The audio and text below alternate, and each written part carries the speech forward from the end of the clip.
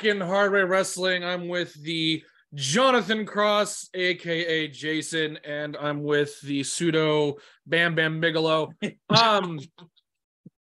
we're catching up on four major pay-per-view. Well, yeah, four major ones because it's technically four. Four major pay-per-views, but we're starting off with ROH Supercard. Which had some moments. I almost vomited. But some of us kept going back and trying to find the video in different angles. Fucking weirdo. I saw it once. I only wanted to see it once. That's all I needed. That's it. That is it. So we'll start off with reviewing the Supercard. First off, we will talk about Hiroshi Tanahashi defeating Daniel Garcia. Reviews of this match. All right, so I kind of went through Ring of Honor quickly because it was such a big weekend and I had to work the next day, so I didn't get to watch it live. There was no way in the world that Tanahashi was losing.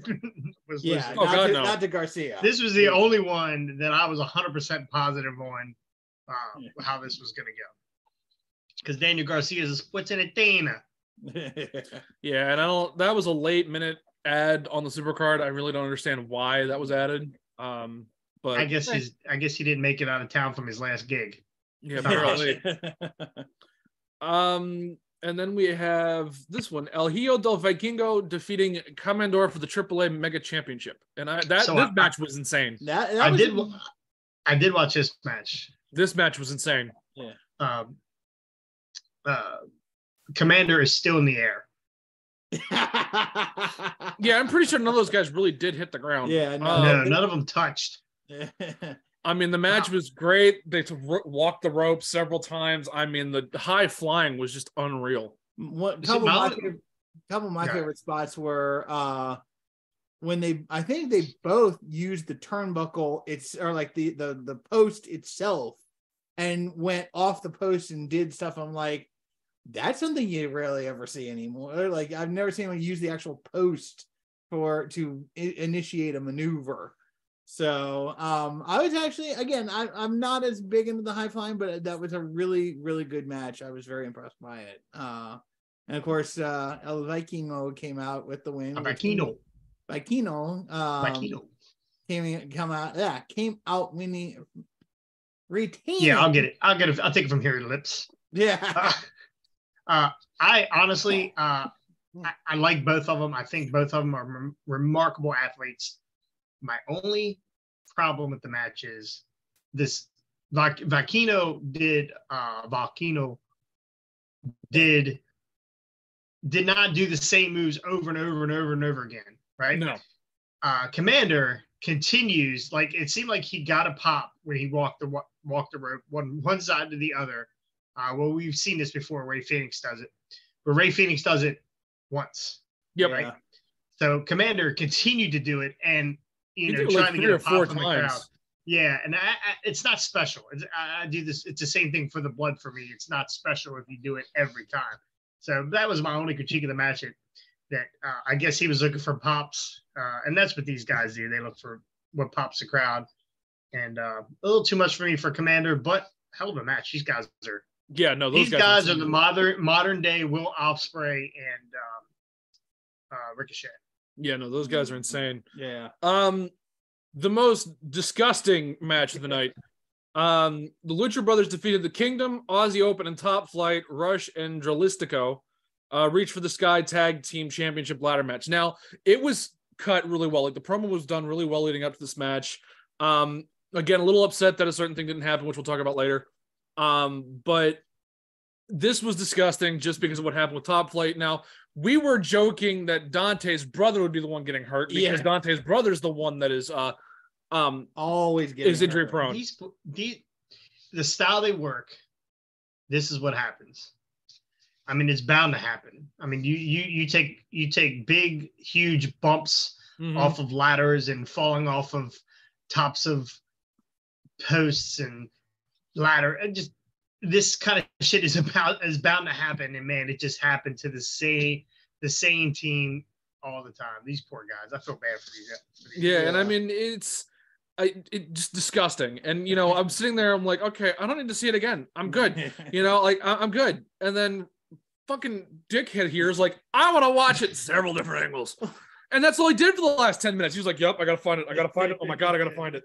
Like, yeah, it was ridiculous. And I give AEW or Ring of Honor a lot of credit. They did not continue to go back to the well with this.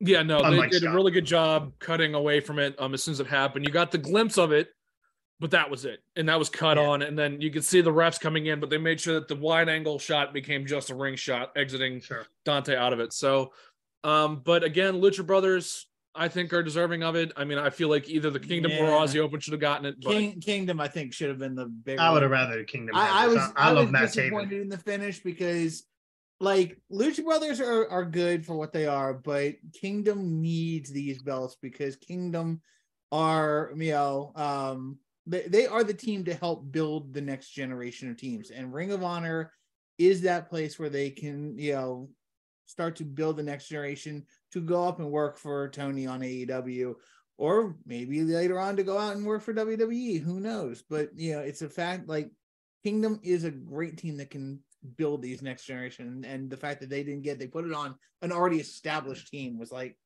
why? So let's do this. If you're Tony Khan and you're looking for a TV deal, who is more appealing to the eyes? Matt Taven, the Kingdom, Matt Taven and what's his face? Or two guys in masks painted up. What's more appealing to the eye? I mean, it's having the well-established team already because you want to sell the brand with your faces of the company. But again, they made a run at a TV deal earlier with a known man at the helm with the championship, the Ocho. True. I mean, that's you want to. If you're trying to get big deals, you got to show big stars. And honestly, as much as we love the Kingdom, Scott, they're not worldwide stars. They're just not, unfortunately. They've been hidden on Ring of Honor TV or Ring of Honor for years now, and they came out of the woodwork with Impact, but Impact's viewership is about as many people it's in his chat right now. Yeah. So you got to put faces on a brand and try to sell the brand. So I'm mad as hell too, Scott. So we have the next one, which is the ROH 6-man championship match with the Embassy defeating AR Fox, Blake Christensen, and Metallic. My thing is, this match was clearly his day predetermined. Yeah. Because these three guys were literally formed the day before, the week before. Out of nowhere. And honestly, when you see the Embassy, those guys are huge. Huge. Like, what were you expecting, Tony Khan? I mean, these guys. Again, we said it. You know who would look great in this group is Sean Taylor.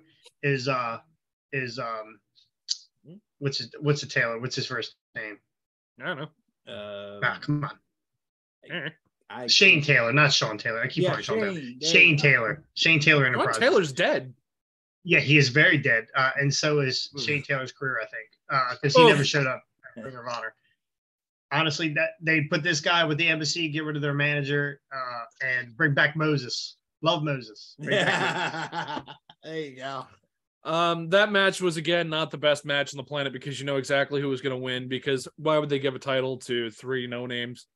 AR Fox is up and coming. For sure. Yeah, no, AR Fox is definitely up and coming. Just give him a solo run. He doesn't need a trios thing. I think that, again, this is what Tony does. We shoehorn guys in matches. We got to get as many matches on the card as possible, and where everybody's ass is out from sitting all night. Yeah, and that's where I think that's the Tanahashi match with Daniel Garcia was. That was just like, hey, we need to put in another filler, so here's a filler. Yeah. It's not anime. Stop putting filler in. It sucks. And then you have Katsuyori Shibata defeating Wheeler Yuta for the ROH Pure Championship, which is a good thing. Wheeler Yuta on the mic sucks. Yeah. He's a great heel if he doesn't talk. He's not convincing. Like, he's supposed to be a badass. He is not convincing at all. No. Why? You got John Moxley, who's leaking all over the mat. He's talking shit. You have You have Daniel Bryan. I don't know if you guys saw the promo on Sunday. I think he ran out of shit to say. He just kept repeating himself over and over again. Oh, he's vamping. And Claudio, who probably should never talk either, but they're all menacing people. But as soon as Wheeler Yuta opens his mouth, it's like, get your ass. I'm like, oh my God, am I being attacked by Mickey Mouse? Yeah.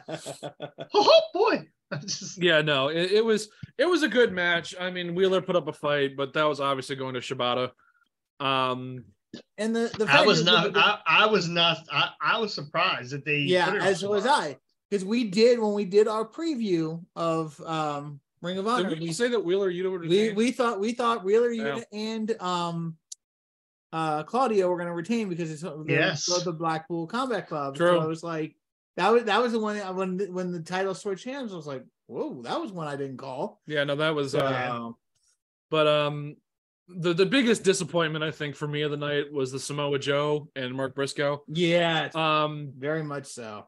I would love to know what Tony was thinking with that, because you're pretty much lowering Mark Briscoe again down to a tag team when he really was very good solo. Yeah, last Friday.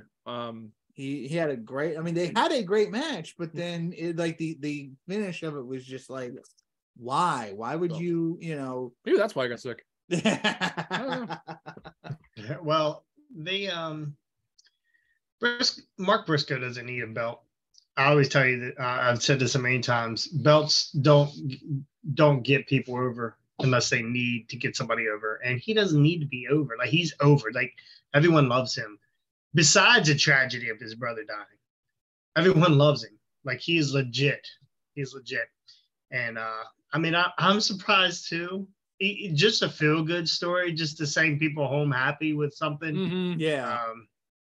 I don't know. Yeah, I felt like, we talked about it last Friday, was having him come out with the television championship, handing down the tag team belts to him and his brother, pretty much put ROH on the map with, passing on the titles that way would have been great. But yeah. And then the women's match, which actually was pretty solid, which was Athena versus Yuka Sakazaki. Yeah. Gesundheit. Yeah, I know, right? Sorry. But they beat the shit out of each other. Oh my God, they were brutal. Yeah. Athena's a dog. Yeah, dude. She's a legit. She is a dog. She will go ham. She hits you, boy. She does not pull punches. I mean, that match was definitely good. Again, some of these matches were just so bad. Yeah. Just fillers. And then the last match, the main event, was Claudio Castagnoli defeating Eddie Kingston for the ROH World Championship. This match went as I thought it was going to. Can we all talk about what the fuck Eddie Kingston's problem was after the match? Yeah, it's the same thing that Eddie has after every match and after every show and after every promo and after everything. Eddie's a fucking wild card. He can't control his mouth. He can't control his brain, whatever. I mean, I like him. I think I like fat wrestlers. Like, I think he's their Kevin Owens or Kevin Steen, or what, if you want to use his Ring of Honor name. If you want to call him Kevin Steen of Ring of Honor right now. Like, but he just can't. Shut the fuck up, dude. Yeah. Yeah, no. And just shut the fuck up. Yeah, I'm getting really tired of his, I'm going to take the mic and say whatever the fuck I want to say because I can. No. Yeah, you lost. Get out of the ring. Yeah, again. And this is why they can't put the rocket on you. They can't push you, because at any minute you might smack the shit out of somebody in the back. Like, yeah, seriously. Like, you're not going to I win know a title. everybody wants to smack the shit out of what's Guevara. his face? Who? Sammy? Guevara? Yeah. Out of Sammy. Yeah. Everybody wants to beat the shit out of him, but you just can't. You can't. I don't know. I mean, apparently they can, because Andrade did it, and so did Kingston. So yeah, but that shit just doesn't fly. It just doesn't fly. Yeah, and if this is how we're getting people out of your contract, then fucking go home and sit for 6 months. Yeah, seriously. They go home and sit, become irrelevant. I mean, overall, what are you guys thinking? The overall grade for Supercard? I'm sitting around a C minus, C minus ish. You, sir, are very great. You're very gracious. We went to Final Battle Yeah. That was much better than this. Yeah. That was amazing. This was a shit show at D for sure. Yeah. Okay. I'd go about the same D Right. or lower because it was just again like And I don't was like a doing two-match that. card. It was like a 2-match card, really. It really was. And I I mean, think that they really wanted to let's get our face out there because it's WrestleMania weekend and everybody's going to be watching wrestling this weekend. Let's get our face out there. They could have, I don't know. You got to look at it. You can't look at Ring of Honor. You can't compare Ring of Honor to WWE or AEW or Women of Wrestling, I guess. I mean, you can't compare. These are all different products, and you get what you get with Ring of Honor. Yeah. Their talent is younger, and we're going to see a lot of this younger talent, and it's like watching NXT. Do you care about some of these NXT people? And we'll get to that in a minute. Do we care about some of these NXT people? Not yet, because they haven't made us care about them. Yeah, exactly. And it's just the point. I just feel like the way that Tony Khan's working it, and just with everything going on, he is trying to now match WWE tail for tail now, considering they're now going to Wembley in August. Yes, where was it Survivor Series? No, SummerSlam. SummerSlam is now at Wembley, or Wembley, right? Are WWE doing SummerSlam at Wembley? Not at Wembley. They're doing something in England. I don't think. Yeah, they are. They're going over there, but I don't think they're at Wembley. Yeah, that would be a dick move to run in the same building. Well, because what they're doing is. Oh no, SummerSlam's in Michigan. Oh, nice. Yeah, they are. They are. It's Money in the Bank. Money, yeah, that's where it is. Money in it's the Bank. It's in the O2 Arena, which is it's the O2 Arena, so it's not. It's in Greenwich Peninsula. Okay, gotcha. So he's now going really toe for toe with WWE. What he's doing is he's also kind of slapping them in the face, or trying to. Yeah, I should say. Will he sell out Wembley? No. God, no. And see, that place is huge. No. Wembley's just fucking massive. Huge. That's what I'm saying. Like, Tony's trying to slap WWE in the face by running the one stadium that WWE did an amazing sellout for SummerSlam many years ago when it was Bulldog Brett for the IC title in the main event. Now, because even in the press release they put out, it said this building hasn't been run for wrestling in over 30 years, which was the last time WWE was there. Yeah, and so basically what I just found out, Wembley Stadium capacity 90,000. Yeah, there's no way. And that's which is to host the first professional wrestling event at the venue in more than 30 years with a show promoted by AEW in conjunction with Live Nation. 90,000, I think, is the regular seating for soccer fans, and they fill it. Yeah. I don't think AEW is going to fill it. I will say at most 10,000. I would say about 10,000. Oh yeah, they're going to beat that. I say at least 30. I will set the line to almost 40,000 people. Yeah, I say just about a third, a little bit more than that, but I think a third. Because he's got to do something in this venue, right? He is going to bring in New Japan guys. All this big thing they have with New Japan guys. Could we see the return of CM Punk? Not in Wembley. No. You got to sell out seats. You got to bring somebody in. When is that Wembley show, bro? I Punk was supposed to be August back in 27th. September. Punk was supposed to be back somewhere in September. Yeah, so August 27th is where they're going to be doing that. Now, on from last Friday to last Saturday, unfortunately, I couldn't watch NXT Stand and Deliver because I was driving, and my mom got mad at me for trying to play it. We will start off with, obviously the whole thing. Indy Hartwell wins NXT Women's Championship ladder match. Surprise, surprise. I was thinking for this one, I had no idea who I was even going for because what was the former champion's name?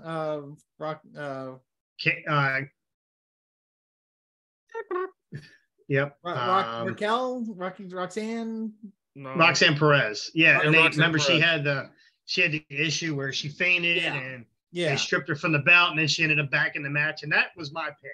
Yeah, that was my pick as well. But I looked at out of all of the women I looked at, I was like, I don't know who I would have chose, but I watched that match. Yeah, because there's really no big push on NXT television saying who was gonna be the outlier. Yeah, like the women are just not as. What was the girl that I thought maybe had a shot before Roxanne Perez came back? The one that I said might be Mandy Rose, the new Mandy Rose. I don't know. I can't. I know who exactly you're talking about, but I can't remember the name off the top of my head. But yeah, it was a good. I mean, it's a women's ladder match, so it's kind of one of those matches. I watched it and I was just like, yeah, like some of the spots were a little herky jerky for them, but I mean, for what it was good. And the fact that Indy won and it's her first title run as a women's champion in NXT. She's been around a while.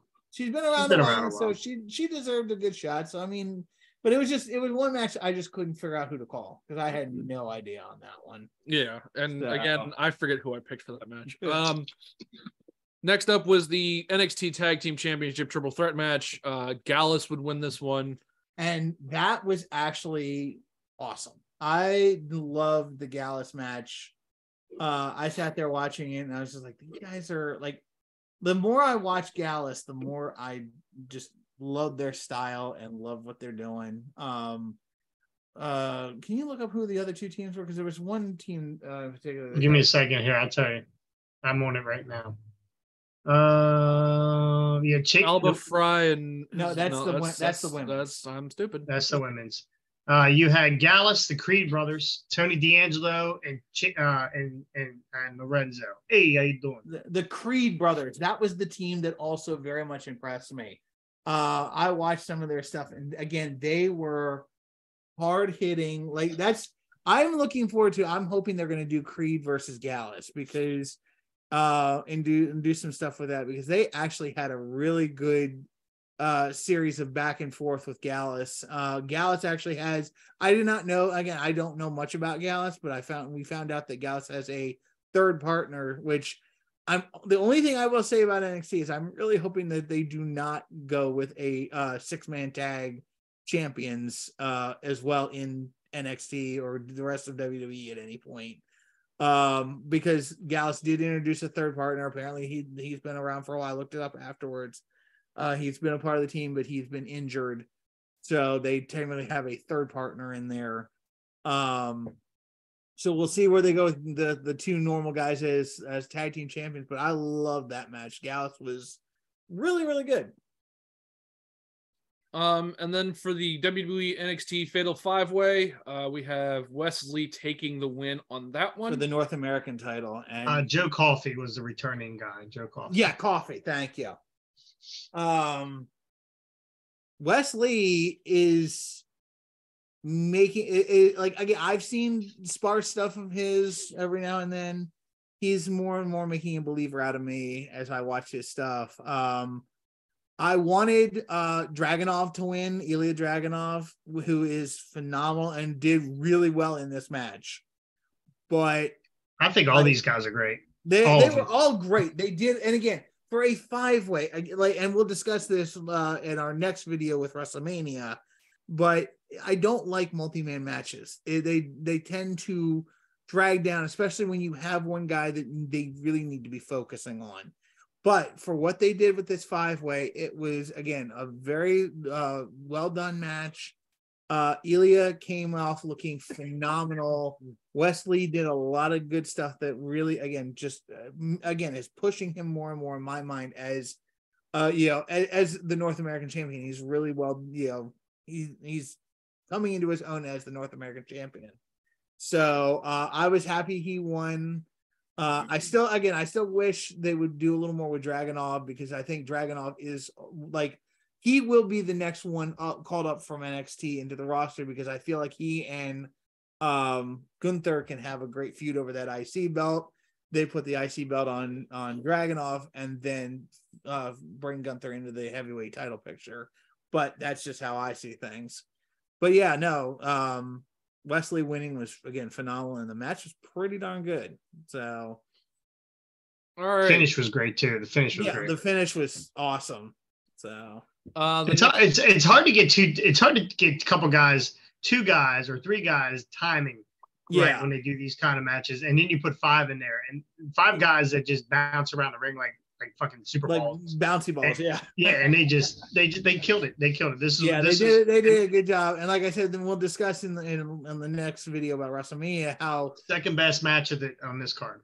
Yeah, I agree. I think it was the best match out of all of them. So, all right. And the next match was Johnny Gargano versus Grayson Waller, and Johnny Gargano getting the win over Grayson Waller.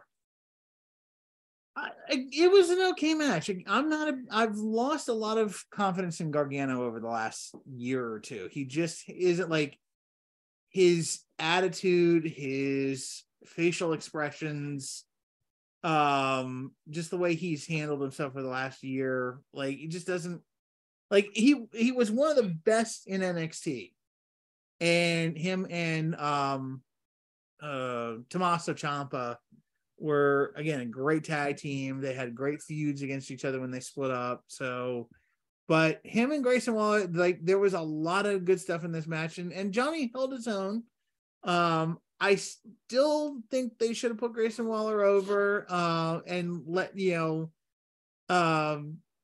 kind of started to really push Grayson Waller more as, the next big thing. Because again, I see, give him Grayson another couple of years, he will be up on the main roster as well. He's definitely got a lot of good future, and he's a star. He's a star. His and I don't know what it is about all these people from other countries, but they carry themselves so much better than the Americans. Like, and I like Gallus, Grayson Waller, why is my brain blanking? Or even Becky Lynch. Becky Lynch. Yeah. It's the way they carry themselves, honestly. There was some the confidence. No, they have a good confidence and are just them on the mic. They sound so pretentious because of the accents that either you love to hate them or love to like they get you behind them. I don't know. That was the great part. That was the greatest part about William Regal. Yes, exactly. He was so snotty. He's so snotty when he talked to you, make you want to smack the taste out of his mouth, but you knew you couldn't because he was a badass. He would kick the crap out of you. Yeah.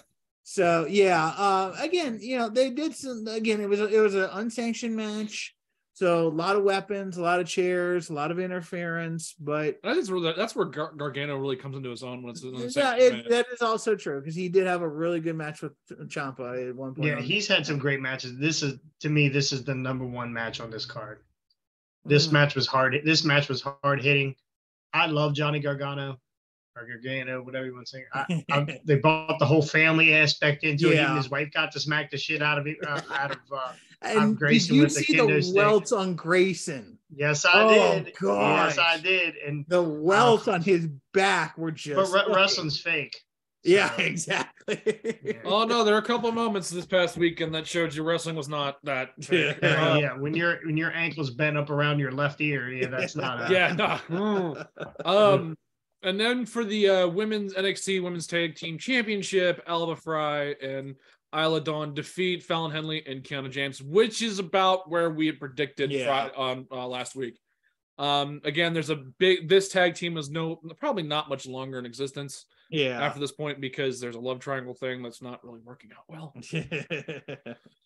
Yeah, no, I saw that. It was meh. It was what it was. Was it a bathroom break match? I watched it, but I knew what the outcome was going to be, so I was just like, Scott, you were looking for a nip slip. That's why you were watching it. But no, it was, it just is what it was.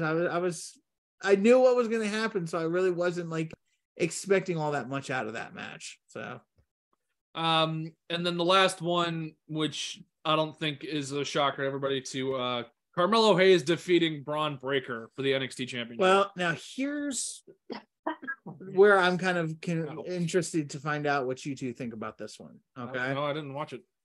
Well, but I didn't watch it. You may not have watched it, but okay. Let me explain. So, I'm sure you guys have heard the news about Braun Breaker, aka Rex Steiner's father, Rick Steiner, you had some very interesting comments to make about a young lady who is a trans wrestler at a show. I think it was an Impact show, right, Jason? No, they were. I don't know who I don't know who the wrestler or who the wrestler was. It was at a show. It was at like the WrestleCon. Okay, or WrestleCade, I think, or something. Or was it WrestleCade? Whatever they had this weekend. 2023. Yeah, it was a WrestleCon. He apparently threw several transphobic slurs. Let's see. Now this was Rick Steiner, right? Yes, this is Rick. Rick. Not Scott? Yeah. That's what I'm saying too. Why wasn't it Scott Steiner? That's somebody didn't take their medication this morning. Yeah, apparently because it says you're a man, you're a dude, you're a piece of trash, you're a filth. Get the fuck away from here. Are some of the things that Rick Steiner was reportedly said to the transgender wrestler. The question that I have, and again, WWE is known to do this. Was there I don't know how they were going to be playing this thing out if Braun Breaker, aka Rex Steiner, was going to retain, or if he wasn't, one way or another. But if he was going to retain, did they change it on the fly to him not retaining because of his father? Wasn't it what day was that on? Wasn't this after the NXT thing? I thought it was before. So what day was NXT take? NXT was Saturday. Saturday the date. The first. The first, right. This article was written April 6th. Okay, well maybe it happened after then. I knew it happened that weekend. It happened that weekend. Yeah, it happened that weekend. That weekend. So one way he was never Braun was never winning. Braun was never winning this match because they're going to do things. They're moving him up, and he hit Carmelo from behind on Tuesday night to pretty much solidify that he's going to be out of there. So. Well, the next thing, though, is what happens to Braun Breaker now, because WWE has been known to do this. When a family member screws up, the person who's employed gets punished. Really? Is that how that works? When a family member screws up, they've done it with Charlotte. They've done it with Charlotte. Oh, okay. I mean, why was Charlotte off of television for so long after the plane ride from hell Dark Side episode? They were keeping her off because they were trying to keep the whole Ric Flair thing out of people's mouths, because Ric Flair had just been released from WWE at that point. I mean, I don't know. I feel like with this whole thing with everything, Braun has made a name for himself. I mean, he can't. I mean, yes, his dad's a fucking lunatic. Apparently, he's also part of the school member board in Georgia. Did you know that? I did not know that. Yeah, he is. He's on the school board. He's on the school board. I don't know how much longer. Yeah. I mean, Rick has been out of the company for fucking long time. I wouldn't see them punishing him that much, not unless he starts losing matches all the time now. I can see them changing his name. Well, I mean, Braun Breaker, you don't really see, Steiner on that at all. But you know whose kid he is, and they even but that shouldn't reflect on him. Honestly, that shouldn't reflect on him. If my grandmother came in here, sat down, and said some of the shit that used to come out of her mouth, you'd fucking think I was a piece of shit. But I'm not saying that. But you can't use that. That should not reflect on him at all. It should. Yeah. But now, should he be punished and not be allowed to come back to WrestleCons, or would you ever go get an autograph from his dickhead again? No, you shouldn't. He has been banned from WrestleCon. Yeah. And honestly, he will probably lose his seat on the board for that school district wherever he is. Probably. Maybe, depending. I don't know. George, I don't know what to tell you. Well, and Georgia doesn't like trans people. Yeah. Are they trying to take the guns out of trans people down there? My thing is, I don't think this will reflect on Brock. Sorry, I am still sick here. Is Scott jumping to your lips there? Yeah, apparently. I think Braun Breaker will be fine on his own. It's not like the LeVar Ball situation in the NBA where his sons are doing better now that he's not in the picture. Like when who was it? LaMelo's doing well with the Charlotte Hornets. You know, his dad's nowhere near him. Yeah. It just depends on the situation. But his dad, like his kids were always tied up with their dad. Yeah.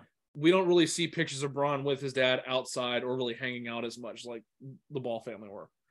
So are we 100% positive that all this went down and it wasn't just bullshit? So I know I heard it too, and I read the article too. I've got a lot of news sources. I mean, I don't trust the New York Post because they put out raggedy shit anyway. Right. From ringside, Mick Foley says Rick Steiner's transphobic outburst wasn't the saddest part about WrestleCon. Okay. Sounds like someone didn't sell enough gimmicks. So Rick Steiner was banned from WrestleCon and he will never get booked on the event again. He wasn't actually booked through the convention this time, but he was brought in by a third-party vendor. Scott Steiner appeared alone in their booth on Sunday at WrestleCon. As Mick Foley noted on Foley is Pod, Rick Steiner's comments were sad. Still, with everything going on, it is important not to lose focus on what really matters. And this was obviously after we heard the sad news of the Bushwhacker Butch passing away. He left from that WrestleCon too. He was there. He was there, and he fell ill. Very ill and was rushed to the hospital. Yes. Bushwhacker Luke appeared in a booth next to Mick Foley, all alone, and Foley had to admit that was the saddest part of everything. So this is a quote, not from sure who. The Steiners' comments about Giselle Shaw are quite sad. I did hear about the issue you're talking about, the Steiner thing. The saddest thing, this is not diminishing Rick Steiner going out of his way to make one of the other guests feel really bad, which is really unfortunate. There is still some backward thinking, even if someone has an opinion, no need to hurt somebody like that, completely unnecessary. I agree with Foley. I mean, I'm assuming that's from Foley. There's so many people in the wrestling business that have made names for themselves now. Being transgender, homosexual, bi, I mean, leave people alone. They're making a name for themselves. And if they're doing great at it, leave them alone. I mean, you can't bash people for what they believe in. Like, fuck off. I went to that RSW show. Shout out to them. They had a transgender wrestler on the card. Nice. And someone was yelling homophobic shit from somewhere after the match ended. And the ring announcer gets in the ring and says, "We don't put up with that shit. If you don't fucking like it, get the fuck out." Those were his words. Get out. You don't like it? We're here to have a good time. We're not here to bash people. You have your opinions, keep them to yourself or get out. And I was like, thank you, please. I thought that was the greatest thing in the world. We need more of that. Honestly, it might not be my cup of tea, might not be your cup of tea. Yeah. I don't got to put my shit on you and you don't got to put your shit on me. You just got to learn to love each other for whatever. Yeah. And, I mean, my sister's part of the LGBTQ plus community. She's bisexual, so I support anybody who has that right. My girlfriend's daughter is trans. So there you go. There we go. And believe me, it's not. I'm a male. I'm a boy. I can't grow hair, so I can't do the trans thing. It's questionable.